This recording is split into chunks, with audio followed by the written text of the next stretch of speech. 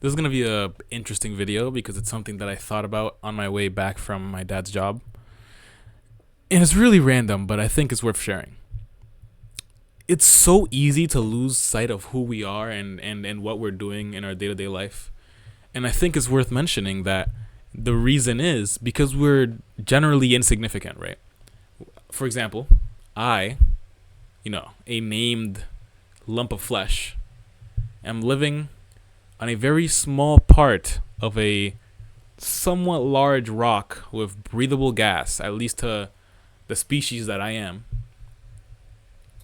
rotating, orbiting, so to speak, around a much, much larger ball of gas, right?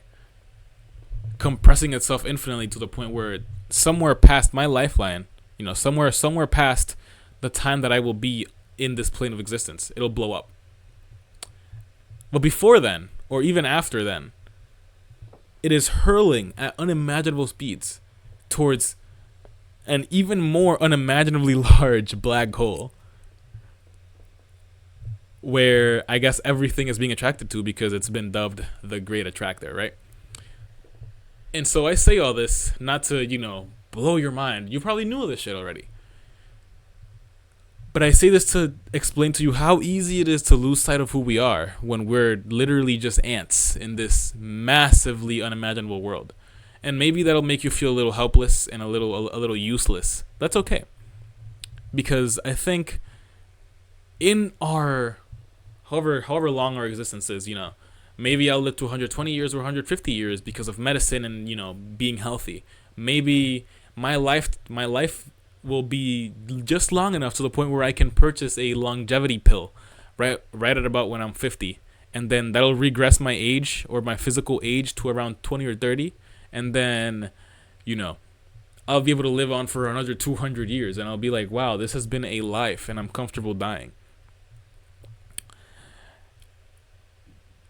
I think happiness doesn't necessarily come from financial success or being able to find a beautiful girlfriend, which thankfully I was able to do.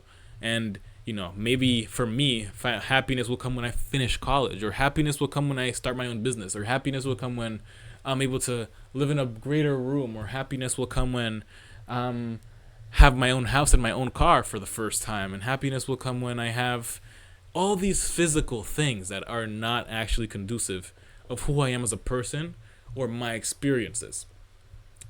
And I'm over here talking about grander lives and greater experiences when I already have a fantastic experience. I have loving parents. I have a beautiful girlfriend. I mentioned that.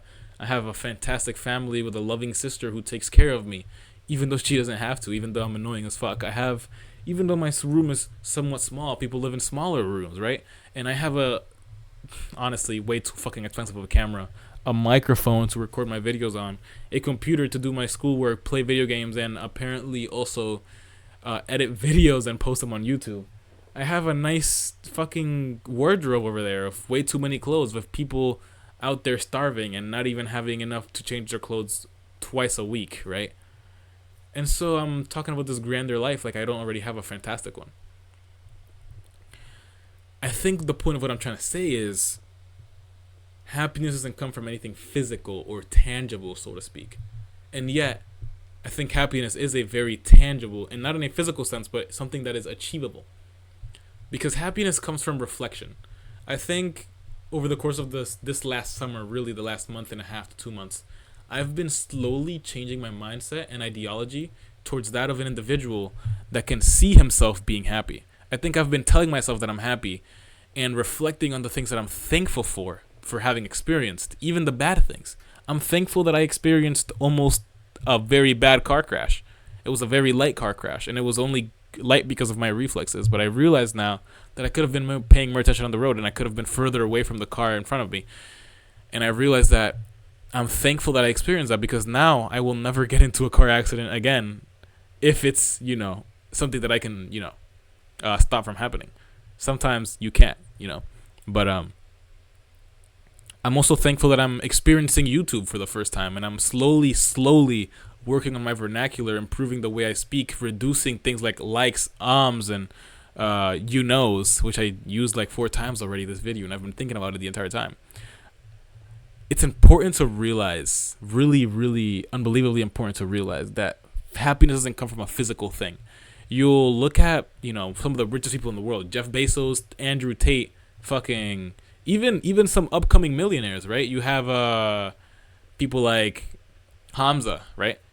And Iman, who are YouTubers who are well into their first couple millions by making over $500 or $200,000 a month, which is insane, right? I want to say that even all those people with such financial success haven't achieved true happiness. I want to say Hamza isn't happy because he's so focused on going through his business that he hasn't allowed himself to find true love. He's left multiple girlfriends because he wants to focus on this business, and that's fantastic. Do you, but you've now blocked off an unimaginably important part of human life, which is making human connection. And yet you have all these connections with these young men that you've helped, and that's fantastic too. Or you have, for example, Iman, who is running this, God forbid I'm wrong and I'm just yapping here, but you have Iman who's running this scheme where he's selling a service that's completely useless because the market that he's trying to sell people into getting into is unimaginably saturated and useless because nobody actually wants to pay the amount that he's asking his students to ask for. And he's a millionaire now because he's selling his service to students who are watching his YouTube videos, not because he's actually selling the service to a company or somebody else. He stopped doing that shit. He's just selling his service, which is like $1,000 a month. Insane. And he has thousands of individuals buying the service because he has multiple millions of subscribers, and he has a fantastic editing team that makes his YouTube videos look like fucking God's work. What I'm trying to get at here is that the tangible does not really cater to the intangible, like happiness. So how do we actually achieve happiness? How do we actually, have this tangible goal that we can reach and touch and grasp and maybe pull ourselves towards, like happiness? Well, I think, even though I'm not fully there yet, I think the idea is like opening your third eye, nirvana, right? Experiencing a spiritual awakening, devoting your life to something can achieve happiness. Let me help you think about what that could be. I am not a spiritual person or religious, so I don't think I'm going to be opening my third eye anytime soon. However, I think finding a passion, something greater than myself to work towards, right? Not just making my family not have to work anymore. I'm so thankful that my dad works as hard as he does for my family. Not just making our family be financially free and being able to retire my dad so he can experience the life that he wishes he was able to experience, but instead he's devoting his life to me, right? That's a goal greater than myself, and I'm working towards it. But maybe after I finish that goal, I'm gonna be like, wow, what now? Well, I will at some point have to find another goal, something greater than myself to work towards, so I can actually achieve this happiness. And it's not that I'll only be happy once I achieve this goal. I'm happy now because I know I'm working towards it, because I know I'll achieve it, because maybe you don't even have to actually know you'll achieve it. I know I will, but maybe you don't even have to know. Maybe, just maybe, the idea of working towards something greater than yourself and your life or human experience activates a certain level of long-lasting serotonin in our brain that helps us be happy. This is a really, really, really, I guess, thought-provoking idea for me, and I hope it has been for you. I'm not too sure of whether this was a useful video or not, and I'm not too sure whether anybody's going to sit down and watch this 10-minute video. However, I want to leave you with this last idea. I'm 19 years old, and I'm sitting here with my gifted, I didn't even work for anything in my room, gifted camera, microphone, and computer, making YouTube videos, sharing my experience of how fortunate I am and how thankful I am and how I think you should learn from the reflection and ideas that I'm slowly bringing to myself, right? I don't even read books. I don't, you have all these YouTubers saying, oh, the most financially stable thing you could do for yourself is grow an audience and then sell a product. That's what the two millionaires that I mentioned earlier, Hamza and Iman, are doing. Maybe I'll do that after I have 1 million subscribers. I don't give a fuck before then, because then I actually have people willing to listen to me, to what I have to say and what I've learned so far. But I'm not reading books and sharing what I've learned with you. I'm not watching 1 million YouTube videos of some of the greatest minds in the world, Andrew Huberman, and sharing that with you. I'm literally just a college student going through his summer making fucking YouTube videos, and I'm happy. And I'm not financially free, and my family is going through a lot of financial struggle, even though I have all these expensive things, because my dad loves me and he thinks that by helping me achieve some of the physical things, I'll be able to achieve some of the physical things for him in the future.